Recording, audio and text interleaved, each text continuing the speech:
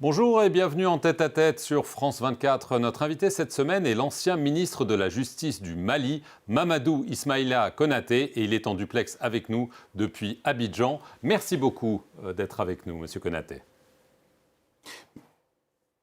Merci de me recevoir. Alors le 13 mai, la junte au pouvoir au Mali a dissous par décret présidentiel les partis politiques, ce qui a mis fin à 34 années de multipartisme au Mali. La junte affirme qu'elle n'a fait que suivre les recommandations d'une concertation nationale qui s'est tenue ces dernières semaines. Est-ce la vérité ? C'est loin de la vérité. Je pense que cela résulte d'un dessein évident de vouloir saccager le système politique, d'anéantir les droits et les libertés et de faire en sorte aujourd'hui que l'ordre militaire vienne prendre la place de l'ordre constitutionnel dont était chargée la transition de mettre en route.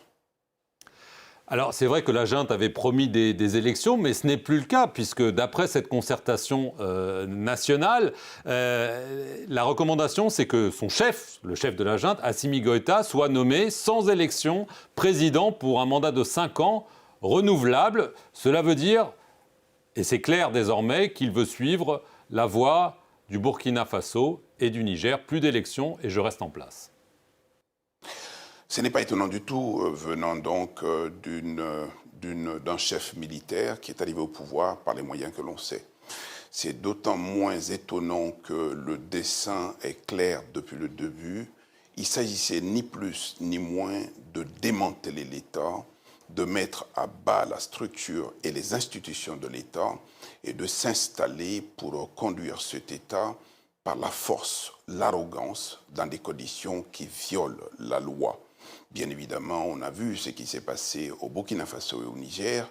Les militaires se parlent entre eux, ils sont dans une dynamique AES qui consiste bien évidemment à prendre le pouvoir, à l'exercer de façon autoritaire en violation du droit et des libertés. Tous ceux qui ont cru que ce système militaire qui se mettait en place était de nature aujourd'hui à venir arbitrer les choses dans le bon sens se rendent compte aujourd'hui qu'il s'agit ni plus ni moins d'installer une dictature militaire, un ordre militaire qui viole l'ordre constitutionnel et au moins en cela, les jeux sont clairs.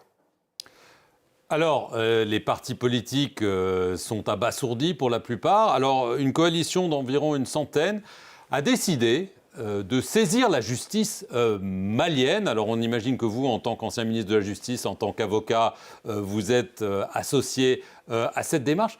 Quel est le but ? Est-ce que vous pensez vraiment que la justice malienne va dire « ce décret qui dissout les partis est inconstitutionnel, il faut rétablir les partis » ou n'est-ce pas cause perdue d'avance ?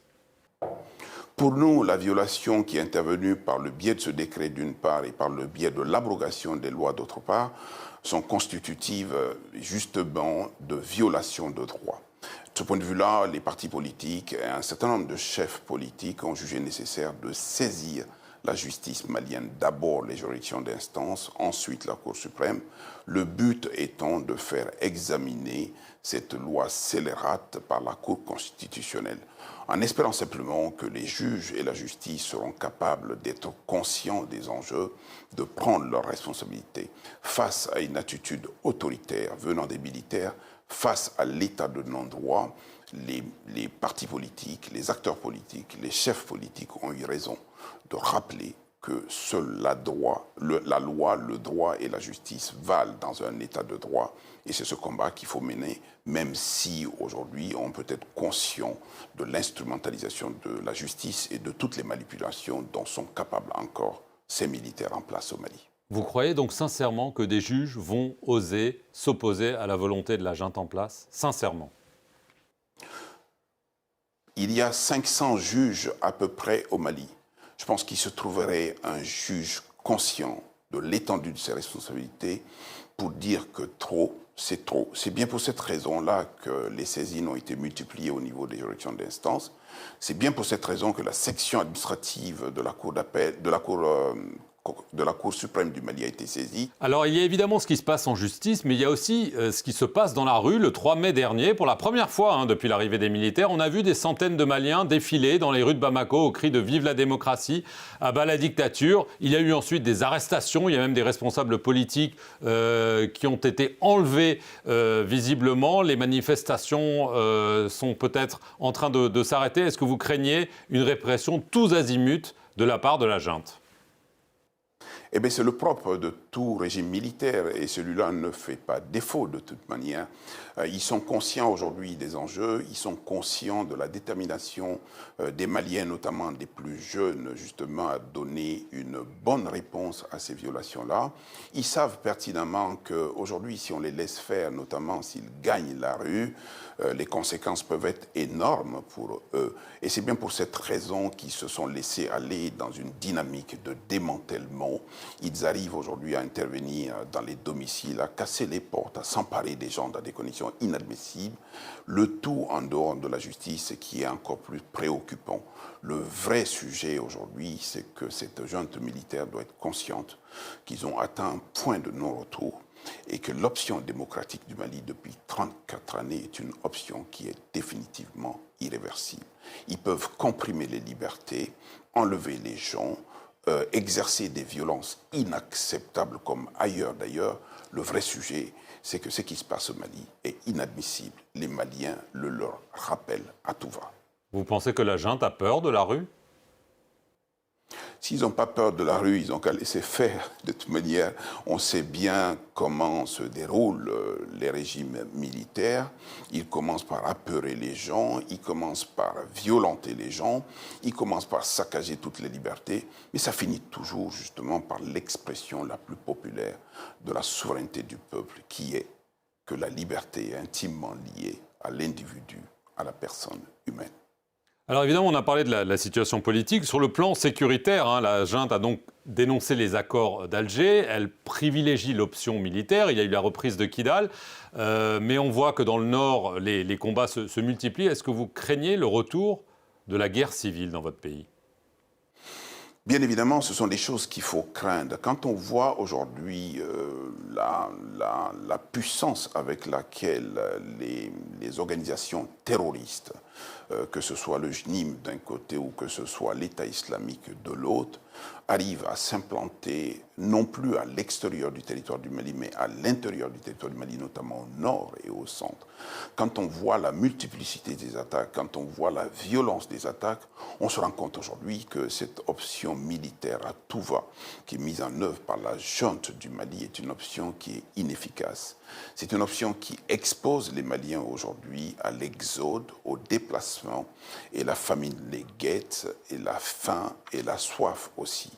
Quand on arrive à ce niveau de désorganisation sociale, on doit véritablement se poser des questions en ce qui concerne son propre sort. Et les Maliens sont conscients aujourd'hui que cette junte militaire qui entame la 5e année est une junte qui est venue non pas sauver le Mali, mais plutôt anéantir et mettre en cause l'unité nationale qui est très précaire aujourd'hui. Est-ce que vous pensez qu'une alliance entre le groupe de soutien à l'islam et aux musulmans liés à Al-Qaïda et le front de libération de l'Azawad dans le nord peut renverser la junte à Bamako ?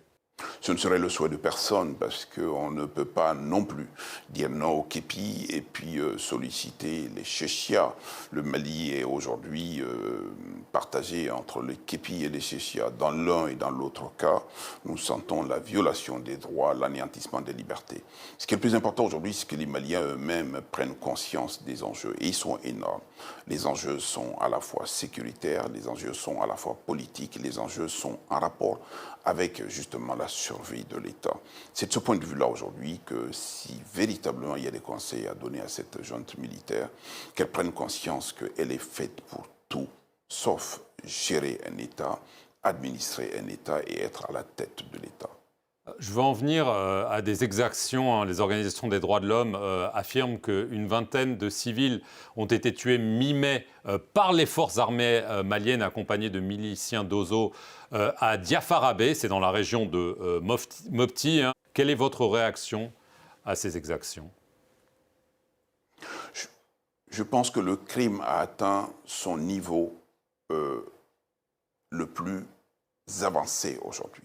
Le crime en tant que tel est inacceptable, mais le crime venant des gens qui sont chargés de protéger les personnes humaines à l'intérieur des frontières est une situation qui est inacceptable. Bien évidemment, l'armée est mise en cause, est fortement mise en cause. On est encore dans l'hypothèse des présomptions.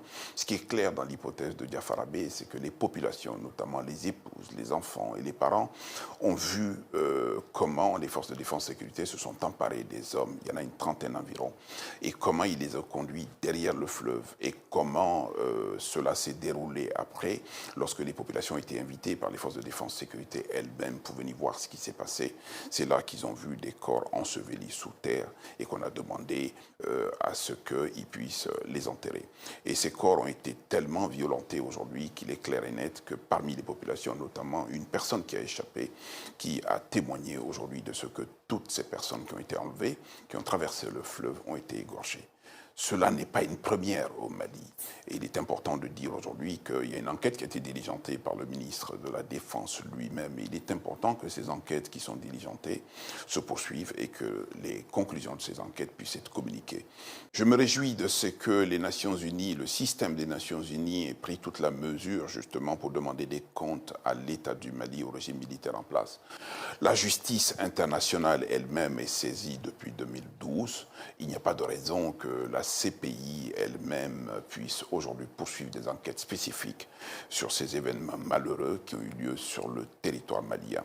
Je pense que nul crime comme celui-ci ne peut rester impuni et nul auteur ne peut se dire aujourd'hui parce qu'il est galonné et qu'il est en situation d'autorité en République du Mali aujourd'hui pour échapper. Il faut rappeler simplement les exemples de la RDC, il faut rappeler simplement les exemples de la Côte d'Ivoire et de la Centrafrique. L'Afrique aujourd'hui a soif de justice et l'Afrique ne peut laisser impunis des crimes abominables qui concernent des personnes. Mamadou Ismaël Konaté, merci beaucoup d'avoir répondu aux questions de France 24 et merci à vous d'avoir regardé Tête à Tête sur nos antennes.